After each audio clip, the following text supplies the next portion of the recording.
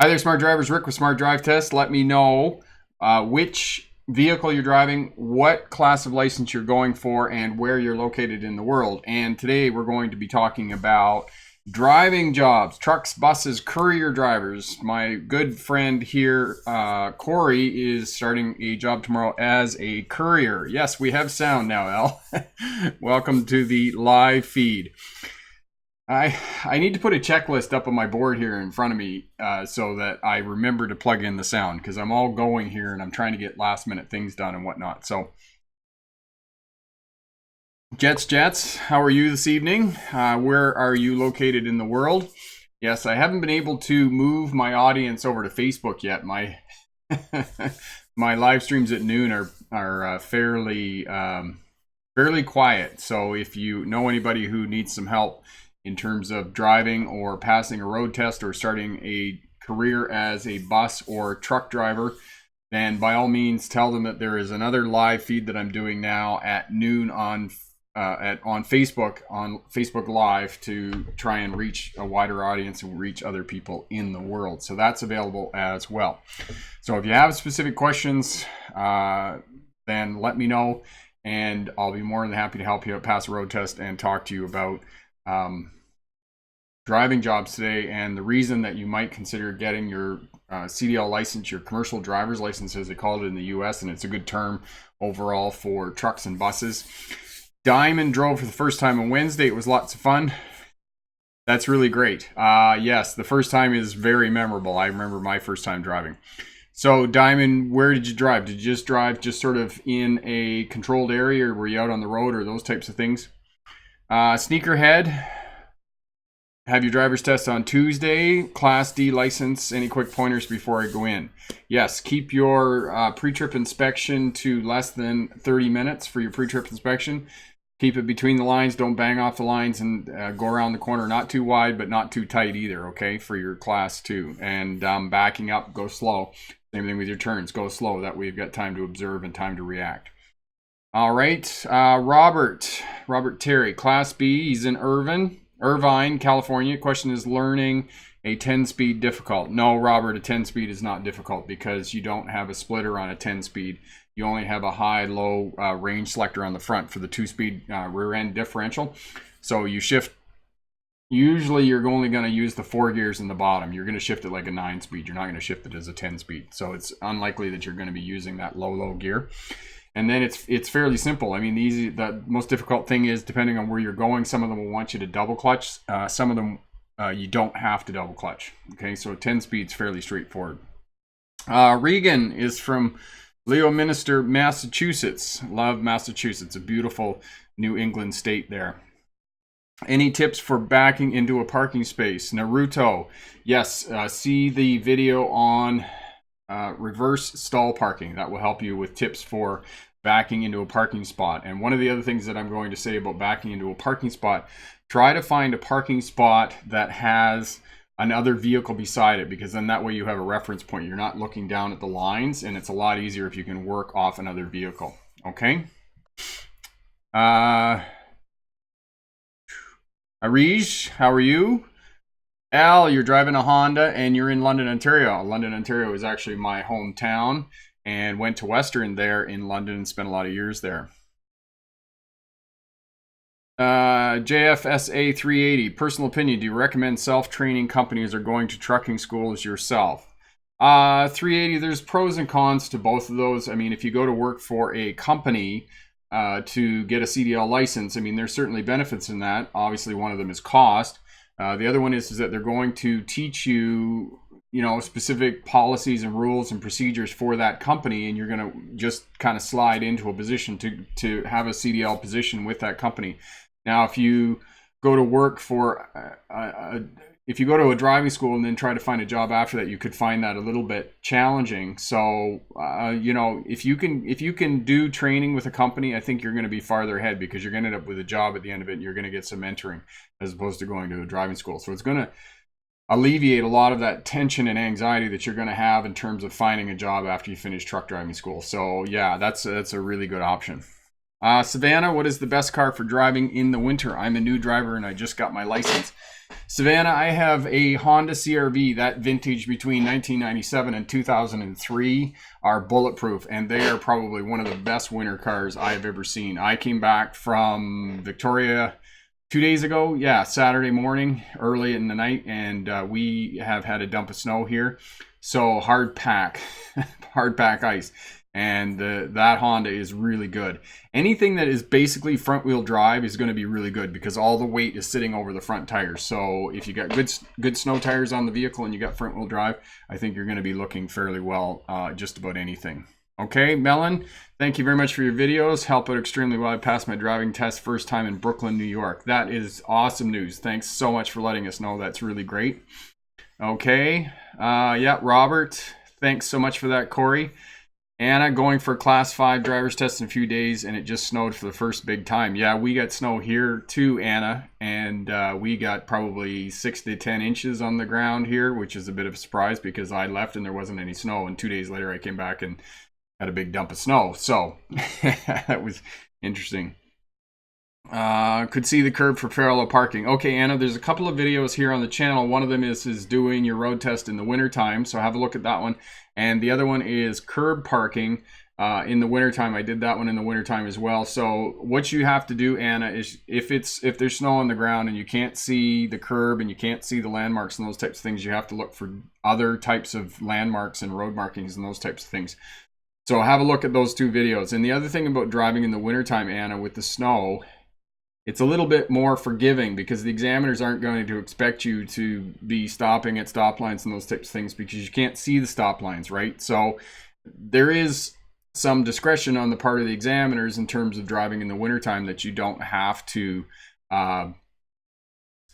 be as exact as you are in the summertime because obviously you can't see the road markings, you can't see all those other types of things and whatnot. Okay, so know that, all right? You got a big snow in Winnipeg as well. Well, it was 0 degrees Celsius. Yeah, 0 degrees Celsius. And while Corey says that, Corey is bricks for wheels here. And Corey is really good at, if I tell you there's a video here with the information that you've requested, Corey will dig that out for you. I'm pretty sure Corey's going to be the first Smart Drive Test employee, but don't tell him that. Okay. Perry Maxwell, does CSA have a BMI requirement that companies must adhere to? Perry, I'm sorry, I'm not familiar with the acronym BMI. What is BMI? I know the Federal Motor Carrier Safety Alliance, but I don't know the BMI. What is that? Hannah. Okay, going back to the point that I was talking about 0 degrees Celsius, okay, do know that as the temperature gets closer and closer to 0 degrees Celsius and a little bit above, that ice and snow are going to be more slippery because what happens is there's a layer of water on top of the ice, and that's what lubricates the ice and makes it more slippery than it normally would be. And have a look at the video here on black ice on the channel, just so you know that as the temperature gets closer to 0, it's going to be more slippery than it is at, say, -15 or whatnot, okay? So have a look at that. Jets, it's snowing here in La Grande, and it will be my first time on snow. Any tips for driving on snow without crashing or sliding, please? Yes, Jets. Driving on snow and ice, look farther ahead, start braking early. So essentially what I call it is you want to stop back from where you actually want to stop, slow down, and then just kind of creep up to where you want to stop, okay? And that's what it's going to allow you to actually stop the vehicle where you want it to stop. You don't want to get up to where you are and hit the brakes and then find out that it's actually slippery. Now, know that it's going to be more slippery at intersections because the cars come up and they hit the brakes and they slide and they create friction. Byproduct of friction is heat, and because you get heat, the ice and snow melts a little bit, so intersections tend to be more slippery than the rest of the other roadways because the cars are just driving over it. So know that intersections are going to be a little bit more slippery. And there's Corey has found the winter driving videos. I'm going to do a few more video for you this winter, and I'm probably going to go back over the Coquihalla Summit, which is a high mountain pass here in British Columbia, and I'll do another video for you on winter driving as well. Okay, so Perry, so body mass index requirements. Now, what are they looking for, Perry, in terms of body mass index? I've never heard of body mass index in terms of a requirement for a trucking company. So I could do a little bit of research and sort of Google that, and I would ask you to just Google that, but I've never heard of that. Okay, in all my time of driving, I've heard of the the drug testing and those types of things, and the fact that if you're it's either diabetic, you can't drive if you're diabetic in the States. So there's those types of requirements, but I've never heard of body mass index. Andrew, how are you this evening? Question about tires. The dealer tends to pump 5 to 6 pounds more than the recommended PSI for the vehicle. Is it safe? Yes, it is safe. And I've had discussions about this, Andrew. This is actually a really good question about tires. I've had questions and I've had queries about this with different tire shops. My Honda CR-V recommends 26, 27 pounds, which I've run my tires at 26, 27 pounds. That's too low. Most of the tire shops, when I get my tires back from tire shops, they run 32 pounds per square inch in my tires. And I find 32 pounds is a really good pressure for my tires. And most vehicles are going to run about 32 pounds of pressure. So yeah, it's going to be safe. It's going to compromise your ride a little bit, but it's going to make your tires last longer. Now, if you've got different vehicles, and I've talked to my brother about this, who's a mechanic, and he said if you've got big pickup trucks and different kinds of vehicles and those types of things, it really depends on the vehicle and on the tires that are on your vehicle. So it's a kind of a personal preference, kind of a safety. I think if you're getting under 30 pounds, it's going to be too little for the amount of air that's in the tires. And most of these tires, as I said, they're going to break down if there's less than 30 pounds in them. So I think you're going to be okay if you've got 5 or 6 pounds more than what is called for by the vehicle manufacturer. Priscilla, thank you so much for all your videos and recommendations. I passed my road test with a score of 100%. Wow, that is stellar. Absolutely awesome. I watched many of your videos before, especially the ones about parallel parking. Thank you for helping. You are most welcome, Priscilla, and thank you so much for letting us know. That is really, really awesome. And again, I'll just reiterate, if I don't get your question, I don't see your question, it's because there's so many comments whizzing past here that I didn't see it. And I was answering somebody else's question. So if you actually have a question, just ask it again and I'll be more than happy to get it for you. And Perry, I'm definitely going to look at that body mass index because I haven't heard of that before. So I'll definitely have a look at that for you. Oh, Diamond, you drove on the main road. Awesome. Really great. So next time you'll probably get to turning and those types of things, because oftentimes what we do in the first day is take students out and we just let them sort of drive in a straight line. And then after that, we start doing turns and those types of things. Mostly we start with right-hand turns because they're a little bit easier and those types of things, and then move up to more complex turns. All right, you are most welcome, Jets. All right, everybody's here. Everybody's got questions. And so essentially what I'm going to do now is I'm going to switch over to the PowerPoint presentation. I'll go through that about being a CDL driver, a truck or bus driver, and if you're considering a career as a truck or bus driver. I'm going to talk a little bit about my own experience as a truck or bus driver. And one of the things I will say to you is I've never been unemployed unless I've wanted to be unemployed as a truck or bus driver. And my little habit of going to university a lot, my CDL license was really what helped me pay for that. Okay, Carlos, considering driving over High Mountain Pass between Hope and Princeton and BC and will be snowing 5 centimeters. Is this a bad idea for me as a new driver? No, it's not a bad idea, Carlos. And Carlos, I owe you an apology. I remember your comment. I remember you asking me this previously, and I know I didn't get to your comment, and I do apologize for that. So no, please go, do it, get the experience. Just take your time. I'm pretty sure that road between Hope and Princeton is multi-lane, so it's 2 lanes. So just stay in the slow lane, take your time, keep your foot on the throttle, don't drive on cruise because if it's icy or whatnot. And if the car starts to slide a little bit, just take your foot off the throttle, and most of the time it's just going to recover, right?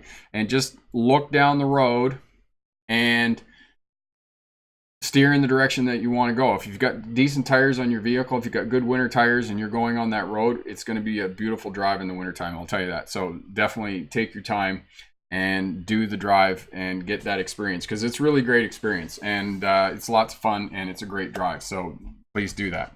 Okay. All right. So we're going to switch over to the PowerPoint presentation here and get going on that. All right.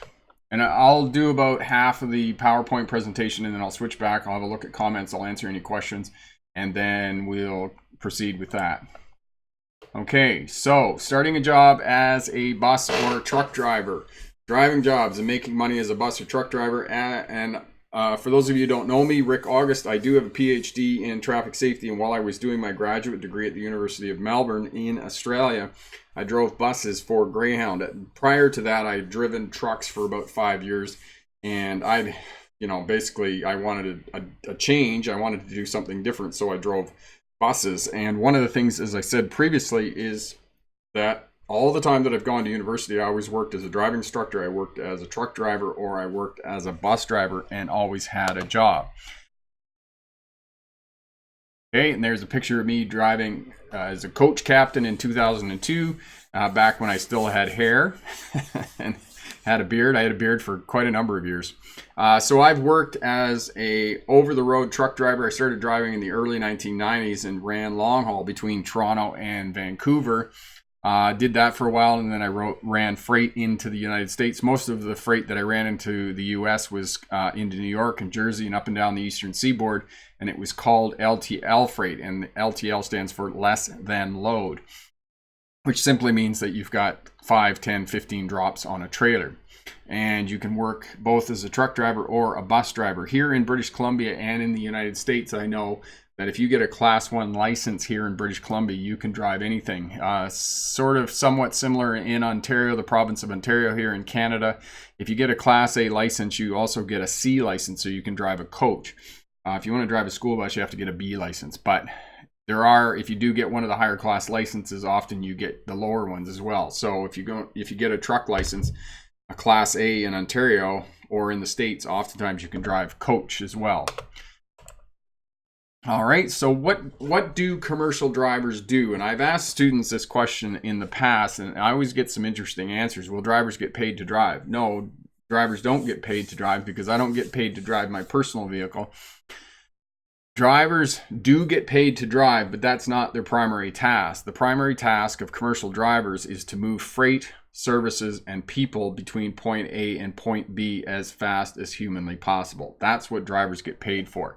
Now, freight is fairly self-explanatory. Freight is something that is tangible. You're moving groceries, you're moving machines, you're moving cleaning supplies, whatever it is, something that goes on the back of the truck and is tangible. Now, services may not be so apparent, but for example, if you have a vacuum truck, those are quite popular now, particularly in the oil fields or sucking out sewage and stuff like that. That's services.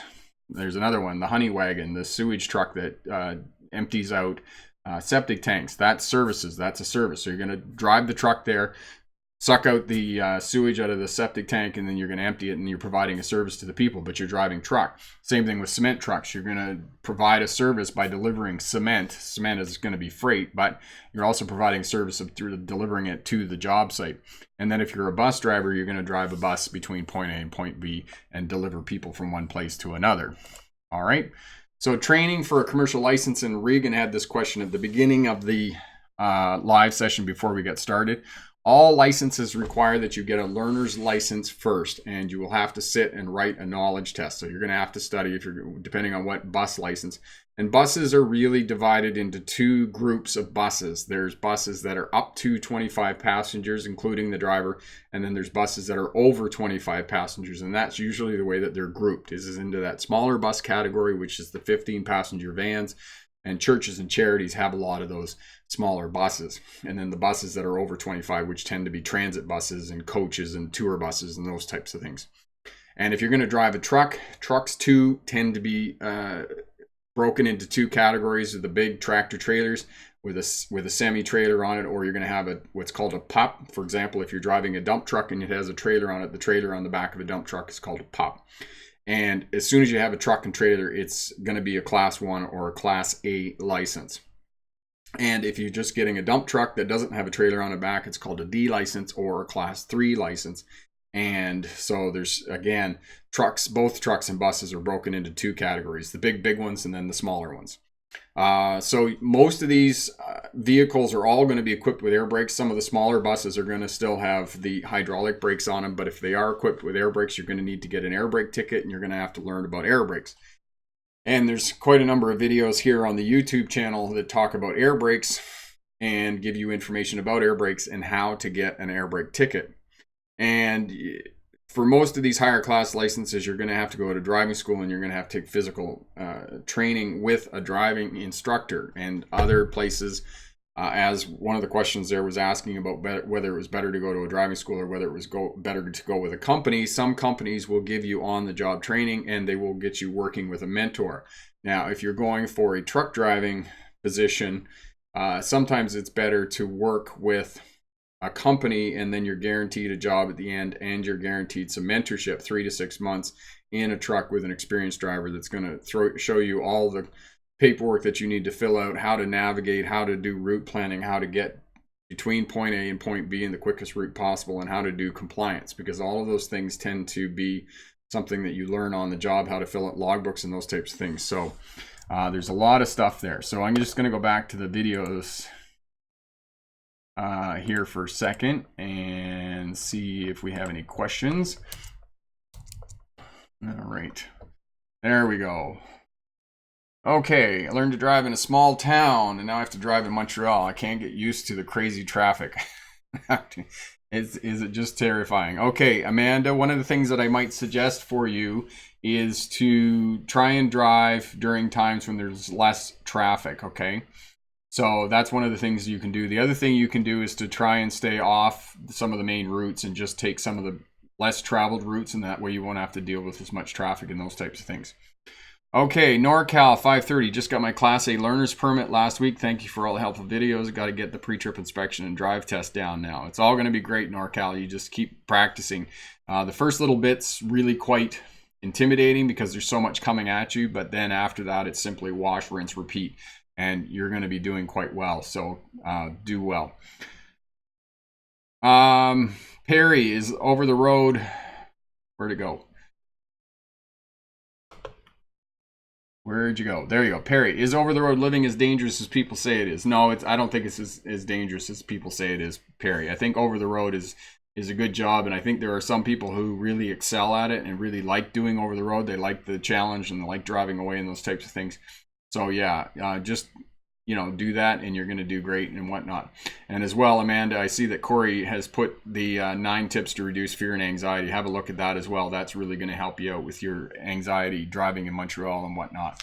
And the other thing, Amanda, is to just keep lots of space around your vehicle. Stay back from the vehicles in front of you, and that way you're not going to feel crowded or boxed in by other traffic and whatnot, because I know it can be pretty crazy there in Montreal, particularly if you don't speak French and all of the signs are in French.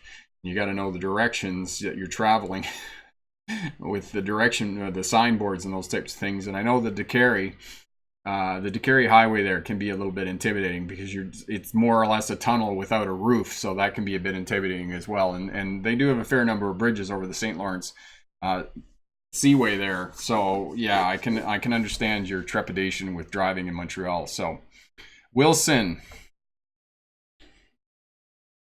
yes, you do have to be patient, Wilson, and you need to keep practicing, and you need to work with driving instructors to be successful on your license. I'm sure you can do it. You're going to be able to do it. Like you said, you just need to be patient and keep going. All right, so we'll flip back to the PowerPoint presentation, and I'll finish that up for you. Get that going here. There we go. All right, so we talked about going to a driving school, having air brakes, working with mentors, and doing on-the-job training to start your career as a truck or bus driver. And bus driver, so different kinds of work. This is the other thing that's really great about working as a CDL driver and working as either a truck or bus driver is that you're not limited to one type of work. And this is what happened when I went to Australia and I had been working over the road truck driving for a number of years. I decided that I didn't want to do it anymore, that I wanted to try and learn how to drive bus, and I was able to go and do that quite easily. I mean, I did have to fulfill the requirements of getting my license back when I moved to Victoria, Australia, but it was a fairly straightforward process. It wasn't incredibly difficult or arduous. So there's different kinds of work that you can do as a bus driver. You can work as a transit driver.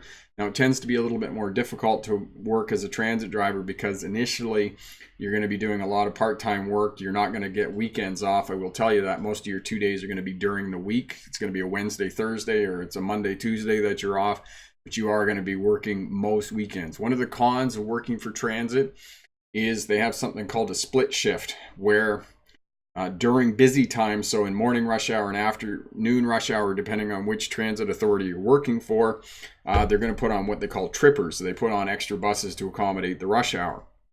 And if you're a new driver, what you're going to do is you're going to come in the morning for 4 hours during your first few years with the transit authority. You're going to work for 4 hours. You're going to go home for 4 hours. And then in the afternoon, you're going to come back for another 4 hours. It's called a split shift.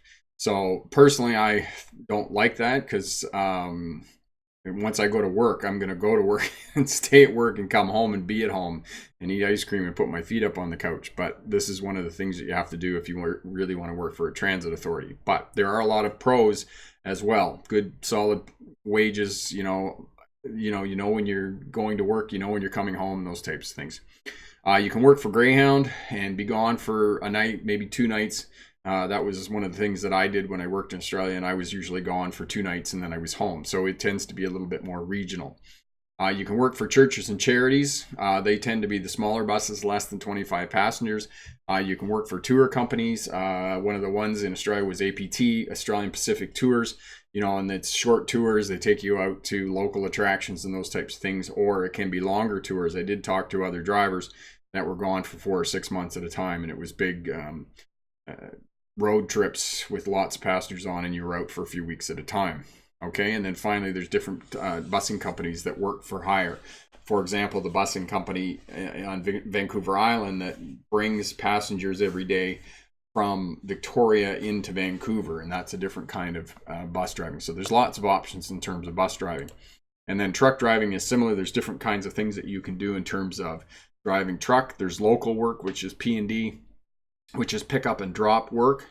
You can do that, and you're home every night. It's usually paid by the hour, and there's lots of backing up and driving around in city areas and those types of things. And I mean, with the advent or the infiltration of automatic transmissions coming into the industry, it tends to be more attractive to drivers as opposed to trying to pound up and down through a 13 speed in the city all day.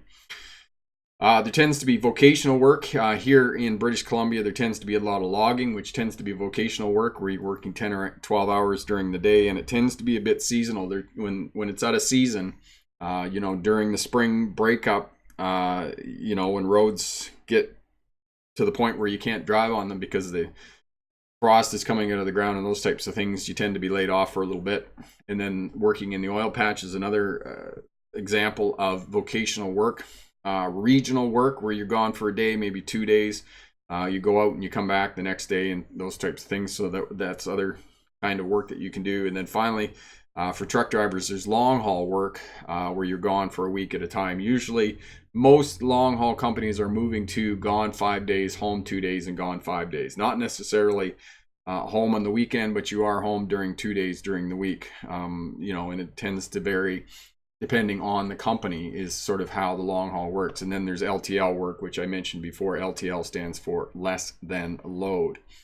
And then there's different kinds of trucks that you can drive, just like buses. There are different kinds of buses that you can drive. Vans is basically a van, which is what it looks like in this picture here of the truck. It's just a square box, and they basically put freight in the back. There's temperature controlled units, which are also called reefers. I'll just type that in there for you because it sounds kind of funny because we don't think of reefers as temperature controlled trailers. Reefers, and you can see the reefer unit on the front of this trailer here, and it just heats or cools the inside of the trailer. Oftentimes it cools. It's for frozen products like beef or groceries or those types of things. If the product can't freeze, then it will heat up the inside of the trailer during the wintertime. So those are temperature controlled trailers. And there's a little bit more to it. You got to take temperature readings inside the trailer, and you got to make sure that there's fuel in the trailer and those types of things. And then there's flat deck work, which is essentially anything that can be strapped to the deck of a trailer.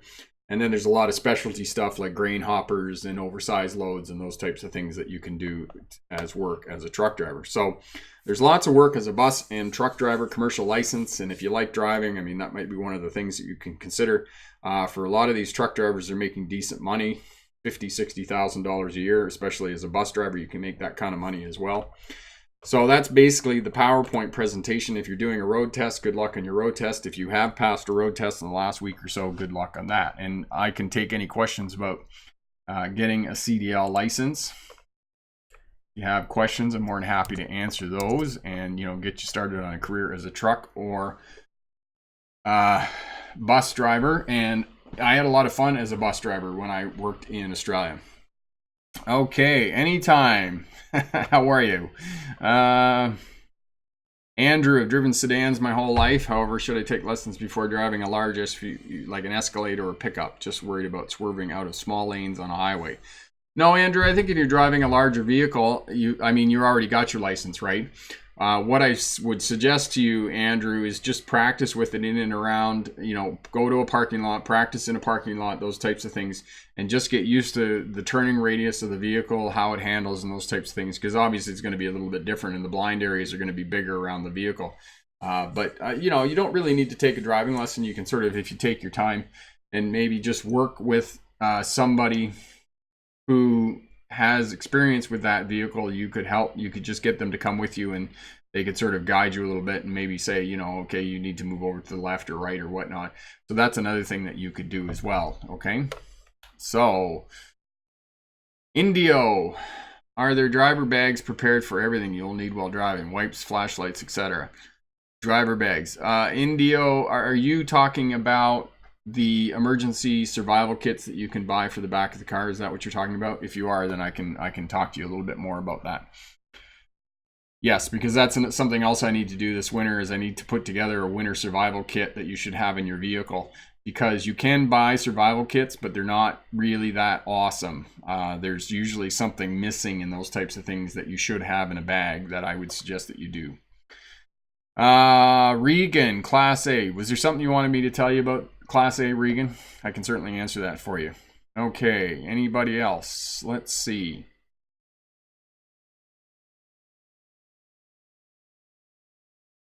So, Corey, what's the career job that you're working on tomorrow that you're starting? That should be very exciting, starting a new job tomorrow.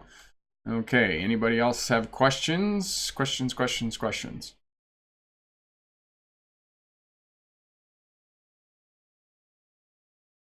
And for those of you starting to drive in the winter time, and it can be a little bit daunting when you first start to drive in the wintertime, but just take your time, slow down, keep your space, light touch on the brake, light touch on the primary, all of the primary controls for that matter, the steering wheel, the throttle, and the brake. Just light touch on them, and do not hammer on the brakes. You kind of just want to touch the brakes and very easy on the brakes. And one of the reasons that you want to stay back from other vehicles, you want to keep lots of spaces so that you don't have to have aggressive movements on the primary controls. Because if you have aggressive movements on the primary controls, that's going to cause you to lose control of the vehicle. Too much steering, if you jerk the steering wheel or if you hammer on the brake, it's going to lock up the tires and it's going to cause your vehicle to skid or spin. And remember, a locked or spinning wheel always leads. So it means that the vehicle is going to start going out of control. So know that, okay? All right. Yes, survival bags. Okay, so they're not really survival bags, Indio, because they're missing some stuff, okay? For those of you who are thinking about having a winter survival kit in your vehicle, you can buy those bags, and I have several of them here, and there is a review here on the channel, probably pretty deep in the archive, that I did last year on 4 different survival bags. And one of the things you need to think about if you've got a survival bag, if you have any medication at all that you have to have, put that in your vehicle as well. Most of these kits do not have any food in them, so you want to have some non-perishable food like granola bars or candies or those types of things that you can eat. Most of them do not have some sort of flashlight in them, and I don't recommend a flashlight anyway because the batteries get old and they leak and those types of things. What I recommend is a candle in your survival kit. with a lighter, because lighters tend to be much better at being waterproof as opposed to matches. So and the other thing about the candle is if you have a little pot in there, you can heat up some snow and melt some snow. So you have some drinking water, so you don't have to carry drinking water. Most of these kits don't have bottled water in them, and I would recommend that you put a couple of bottles of water in the vehicle. The problem with bottles of water is that they're going to freeze, obviously, so they're going to be so it's not going to work as well for you. So you need some sort of heat source to be able to melt snow so that you have some drinking water in the vehicle. And if you have a little candle that you can heat up some snow, that's going to work for you, and it's going to generate some heat inside the vehicle. Now, the other thing that I will say, if you do get stranded in your vehicle in the wintertime, do not leave your vehicle. Stay with your vehicle, because you've got some shelter and you're going to be able to stay warm and those types of things. So make sure you know that as well. Don't leave your vehicle. Stay in your vehicle. So you might need a shovel. A lot of these survival kits do have some sort of folding shovel in them that will allow you to dig yourself out and those types of things if that's possible.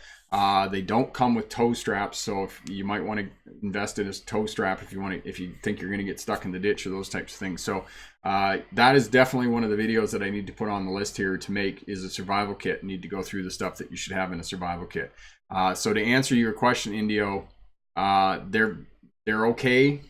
Have a look at the video that I did there last year on the 4 different survival kits and the different ratings that I gave them. Some of them are pretty good, but there is always something else that you're going to have to put in the kit. Perry, what are your thoughts on the HOS rules? A lot of drivers are following you, tend not to like them. Perry, when it comes to logbooks, there's always going to be griping about logbooks. Any rule, any system that is in place is open to abuse, and logbooks are no different. They can be abused. They're in place to try and combat fatigue. And unfortunately, I think, it's going to be some time before we're able to fix that issue, because there's a lot of challenges when it comes to hours of service regulations. Okay, Abdu, how long does it take to learn CDL for perfection if you already drive small cars for 6 years? Abdu, you're going to find it fairly challenging for the first 6 or 7 months. It really takes about a year to sort of get the experience and feel really comfortable with a class 1 or class A, which is a tractor trailer or a semi trailer, because they're just so big and there's so many techniques and skills that you need to know and learn in order to navigate successfully through town, that it takes a few months. And probably the most challenging part of learning a CDL license for a semi-trailer or a transport truck is probably turning, because unfortunately it's not really emphasized in a driving school. They're so busy teaching students how to shift a non-synchronous transmission here in North America, not in Europe. And it really sort of eclipses the importance of learning how to turn a big truck. So yeah, that's one of the things so probably 6 months before you're competent. You can get a license in a few weeks. Absolutely, go to a driving school, get a license, but you're not going to be totally experienced. There's going to be a lot of stuff that you're going to learn after that. And one of the other videos that I sort of have on the back burner that I've been thinking about, and I need to give it some more thought, is to talk about the mistakes that I made when I first started driving truck, because I made quite a number of mistakes because I didn't go to a driving school. I had to learn by myself, and so I made a few mistakes. All right, Samantha. Yes, I'm learning how to drive and stuff. Last week I was so nervous to start my permit test, but I didn't pass, but I'm studying more. Awesome. Great attitude, Samantha. You can keep doing it. You were unsuccessful, but you're going to be successful. Just keep going forward. Corey, trucking question. As you were saying before, when a job posting for a truck driving says will train, are they really willing to train someone, say only has a learner's class 1?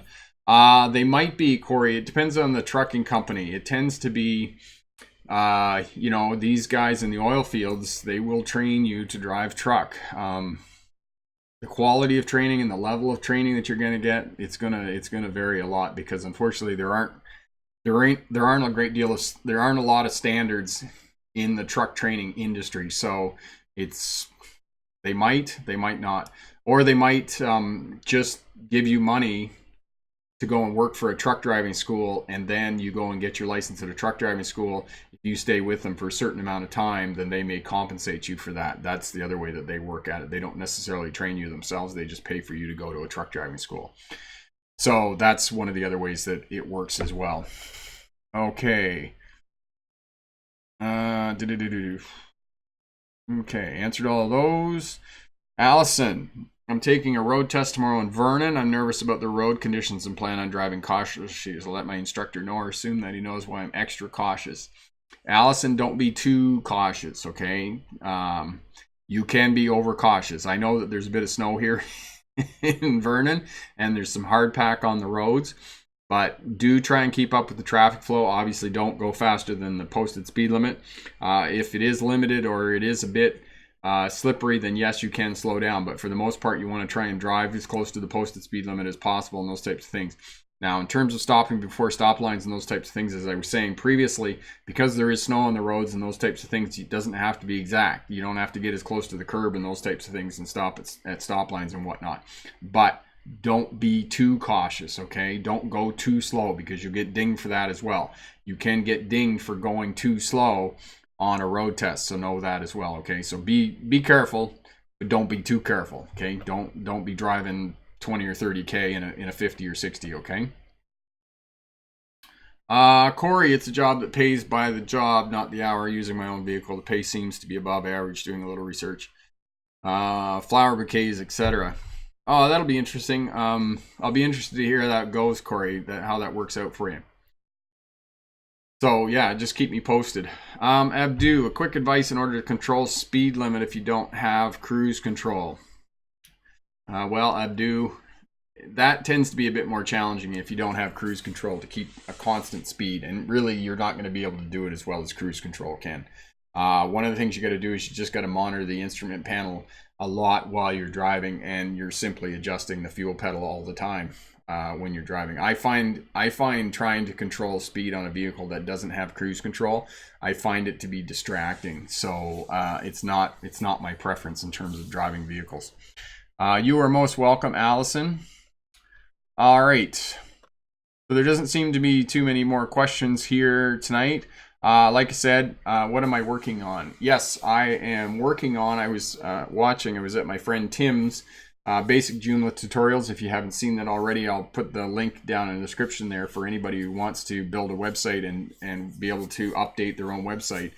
Tim is really great for that. But when I go down to my friend Tim's in Victoria, and I stay with him and his wife Susan, who both are very lovely, Tim and I watch crash videos on YouTube. And so one of the things that we were talking about is that I'm going to start doing crash analysis. So I'm going to take some of these videos and look at them, and I'm going to do crash analysis, which will give you some information about why other people are getting involved in crashes and give you some common themes and reasons why that happens. So that's what I'm going to be working on this week. And as well, now that we've talked about the survival kits, I'm going to do a video up for that and collect all the stuff and get that together and show you some of the stuff. I'll take out some of these.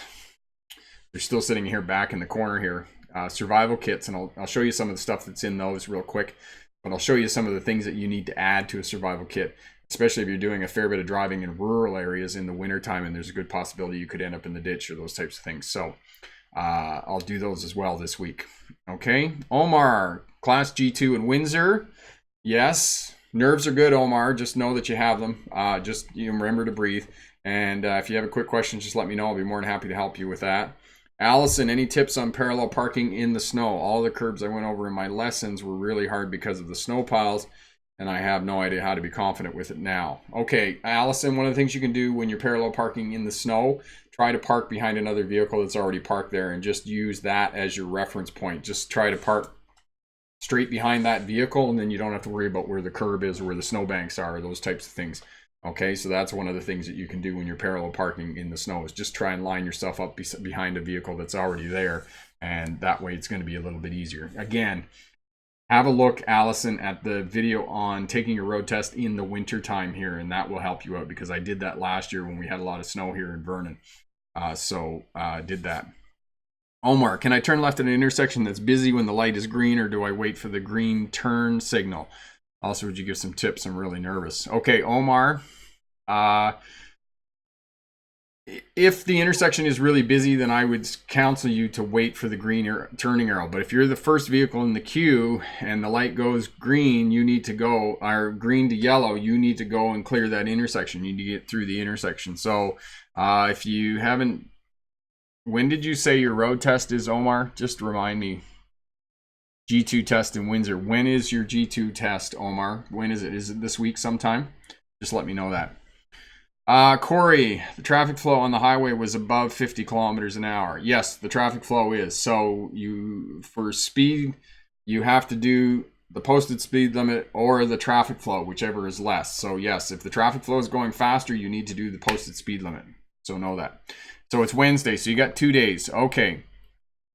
What I would suggest, Omar, if you're having challenges with left-hand turns, get somebody who's experienced and just go out and work on left-hand turns at complex intersections and just get a bit of practice for that before Wednesday.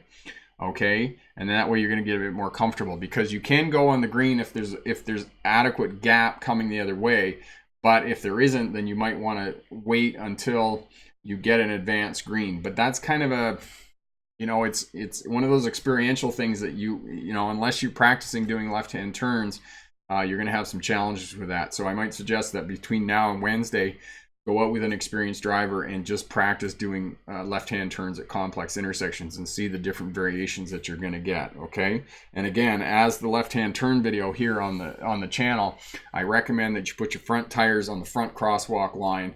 That way you're committed to the intersection, but you're not in the intersection if something goes wrong. And the other thing is if something goes awry and you can't get through the intersection, you can wait there. Okay. It's a bit annoying to pedestrians and those types of things, and you're going to lose some points, but you're not going to fail your road test. Okay. Allison, I have a lot of questions. Well, that's good, because that's what I'm here for, is to answer your questions.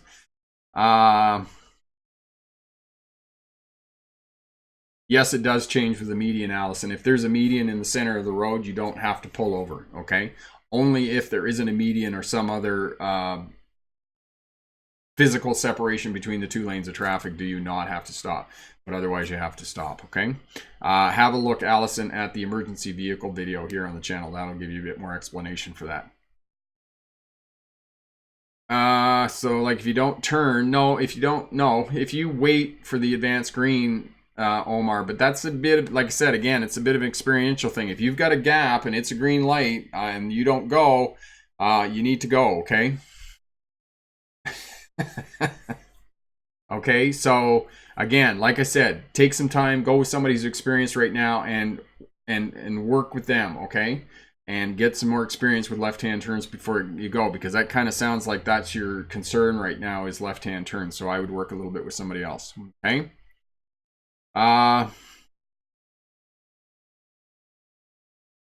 Allison, school zone signs video. Have a look at that one. Okay. If there aren't any kids on the highway, no, you don't go 30. Only if there's kids on the highway do you go 30. Okay. That's in the school zone sign video. There's Sam. How are you, Sam? Jericho Arroyo is here. Sam is at Auto Rookie Driving School in the Bronx. If anybody's in New York and taking a road test, Sam is here. He's joining us a little bit late, but that's all good. He's showing up. Omar, how are you? You are most welcome, Omar. Okay, Candice, how do you get comfortable with driving an SUV when you spend most of your time driving a regular car? Candice, what is a regular car? Is it like a Fiat? But driving in my parents' SUV makes me nervous. Yes, and rightly so, Candice, because an SUV is bigger. It's got a higher center of gravity. It's higher off the road. The tires are bigger. You're sitting up higher. Everything is different. So you're rightly so. It's just going to take a bit more time for you to get comfortable in the SUV. Now, one of the things, Candice, I would recommend, if you're more comfortable in the driving school car, then definitely take your road test in the driving school car. Don't drive the SUV. Because, I drive a small SUV, and when I get in a big pickup, like if I drove my mate's Dodge 2500, I would feel a little uncomfortable with that, because it's just a big truck. And so that is not inexperience. That is just prudent nervousness about having a bigger vehicle. Oh, Sam, you don't have to apologize about being late at all. I'm actually quite, it gives me a good feeling that you show up every week. It's really great. So yeah, no, if you got some other stuff you had to take care of, that's really great, because you guys are certainly accommodating when I'm trying to do these live streams with my kids around. So Okay, Sada Sierra missed. I kept curb checking in my Liberty because I was taught in a Prius. Yes, there you go. Okay, aren't the only if children are around a unique sign? No, they are around a little bit, Corey, on urban areas. We used to have one here in Vernon out at the Hillview School, but they've taken that out. Hope he sings well. That's funny. But I know in Victoria on Vancouver Island there on the Sandwich Peninsula there are some, and there's quite a number of them in the States as well. Mr. Prophet 74. Yes, we're still live. I am live as can be. So, yes, and for those of you watching on the replay, be sure to leave a comment down in the comment section there. Tell us what vehicle you're driving and what vehicle you're driving. I do apologize for people leaving comments this week. I've been a bit tardy. I've been away dealing with my rental property yet again, the other unit this time. So I've been away on Vancouver Island and I've been just crazy, but I'm back. And two other things. First, it's fall backwards in the world here with the time change. So be a bit careful with the time change because we're all a little bit, what time is it? And it's weird. So that's the first thing. It does affect our driving a little bit. So have a look at that. And the other thing that I would like to say is as of last week, officially, I have gone full-time on YouTube. I am now a full-time self-employed, quote unquote, entrepreneur doing full-time. I'm not working at other jobs to try and support my YouTube career. So I have officially this week gone full-time on YouTube. There we go. Yes, it did, Corey. And it throws a lot of people off because, I mean, what is it? It's almost 7 o'clock now. I feel like it's like 10 o'clock at night. It's been dark for 3 hours now. It's a little bit weird. And they've actually done some studies to show that, crashes do spike a little bit. So during the time change. So, yeah. Thanks so much, Sam. Yes, it's great. And I have a mountain of work to do. My consulting work that has resulted from my YouTube channel. I got a fair bit of consulting work to do. I got to catch up on my YouTube stuff and my website and all that sort of thing. Thanks so much, Mr. Prophet. Did you have a question, Mr. Prophet 74 there that you wanted to ask me? Because, yeah, I'm still alive here, still talking to you. Allison, I have an issue with my ears and almost have to wear earmuffs to protect them, but it's my own choice to do that. Do you think it would cause a problem during my test? Allison, what I would suggest to you is to get the car nice and toasty warm. Go for a drive first and get it toasty warm before you go in so that you don't have something over your ears, because I cannot stress enough the importance of sound when you're driving. And as well, there's another video on the channel there about sound and the importance of sound. So make sure that you don't have anything blocking your hearing while you're driving, because it's important. Jeep Liberty 2012. Yes, that's a great vehicle. Did you have a question about that, Sade Sierra Mist, that I was going to ask? Yeah, you were going to tell me what type of vehicle you're driving. You're driving a Jeep. Brilliant. Awesome. Okay, so you were taught in a Prius and now you're driving a Jeep. Okay, now I'm on board with what you're saying. Yes, so that would be a bit of a change for you. That would, because you'd be sitting up a lot higher center of gravity, and the Jeep is going to handle very, very differently than the Prius. So yeah, that's great. Okay, Abdu.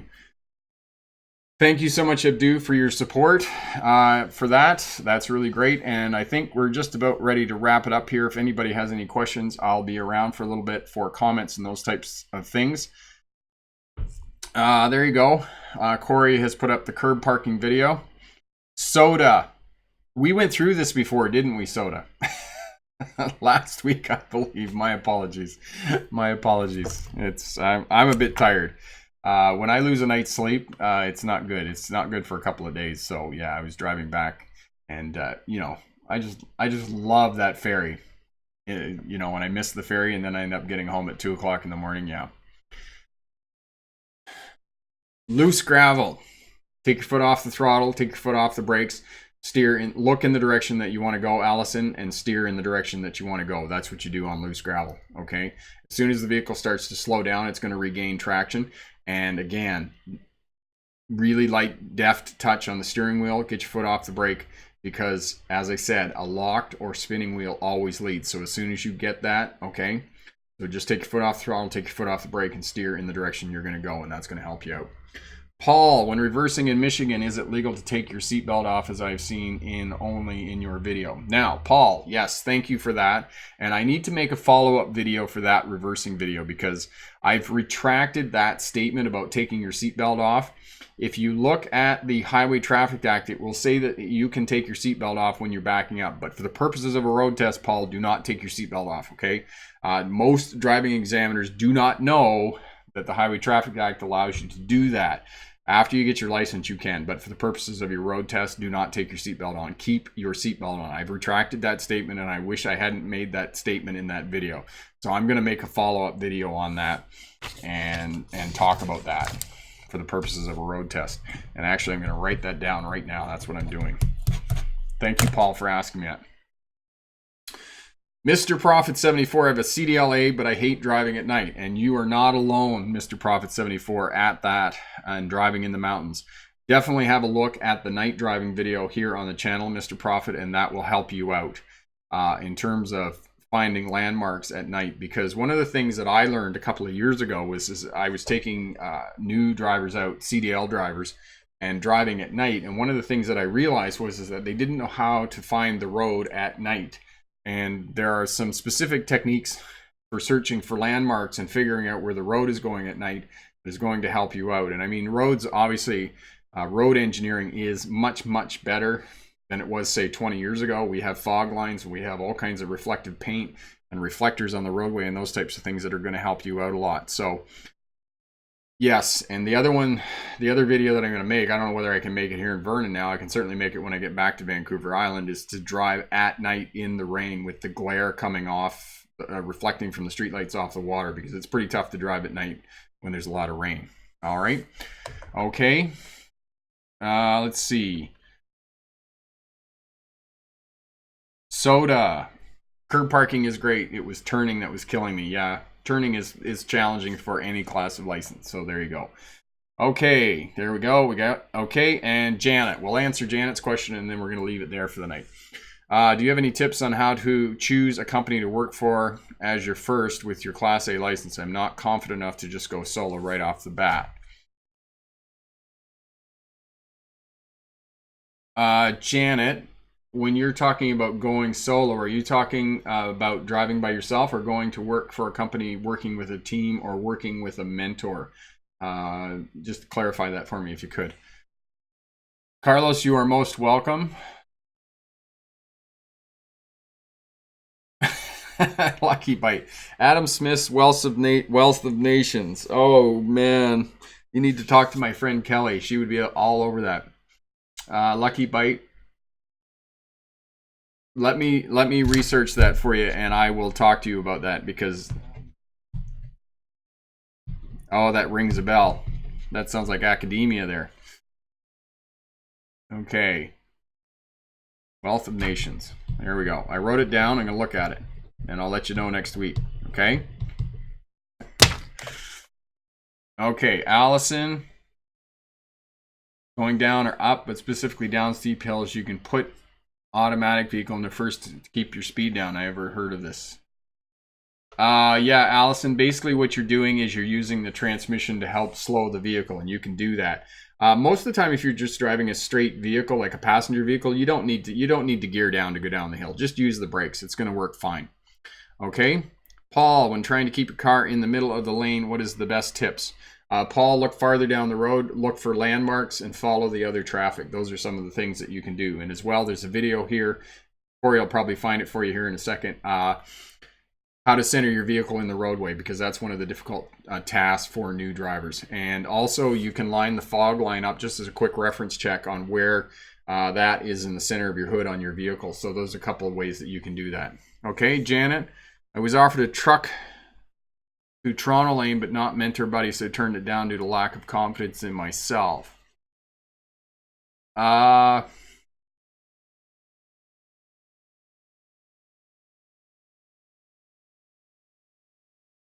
So Janet, was probably a dedicated run from Montreal to Toronto. That's actually probably a fairly decent run for you to get started on in terms of driving as a new driver, because you're going to be going to the same place all the time, and most of that running between Montreal and Toronto is going to be on freeway. It's not a big trip. Like, you're probably looking at 8 hours in a truck. Yeah, about 8 hours in a truck between Montreal and Toronto. And most of that's going to be on cruise. It's not big hills on the 401 and into, is it 20 or 40 in Montreal there? So if you could get something like that, Janet, by all means, send me an email at rick@smartdrivetest, and I can give you some more counsel about that, about where you might get started and whatnot, okay? And we can talk about that a little bit more. All right. Okay. There you go. Yep. Thank you. Thank you. Okay, and we're at the hour mark here, so we're just going to leave this. I will be around for a couple more minutes here. I'll just stay around on comments. If you have any comments or queries. Yes, and as Sam reminded, don't forget to look at your blind areas around your vehicle. I find myself... Yes. Anytime that you move the vehicle laterally or are turning, which means laterally means sideways, anytime you move that vehicle sideways, make sure you shoulder check 2 times, one before you move the vehicle and again immediately before moving the vehicle. That's a great point on the part of what Sam was just saying, especially for those new students going for a road test, and make sure you keep doing it, because you need to look twice before you move the vehicle. It's kind of like carpentry, right? Measure twice, cut once. It's the same thing with a vehicle. Look twice before you move the vehicle. That way you're going to be less likely to be involved in a crash. So great point. So thank you everybody for showing up tonight. I hope you got some good information about potentially starting your career as a truck or bus driver. I appreciate your time. I thank you for showing up and spending the time and asking questions. It's been really great talking to you and answering questions. I think this is really being successful. And if you've passed a road test in the last couple of weeks, all the best. Yes, Paul, shoulder checking is observation. It is a critical component of observation. Okay, so thanks everybody for showing up. Good luck for anybody who has a road test this week or is looking for a job as a CDL driver. All the best with that, and remember, pick the best answer, not necessarily the right answer. Have a great night. Bye now.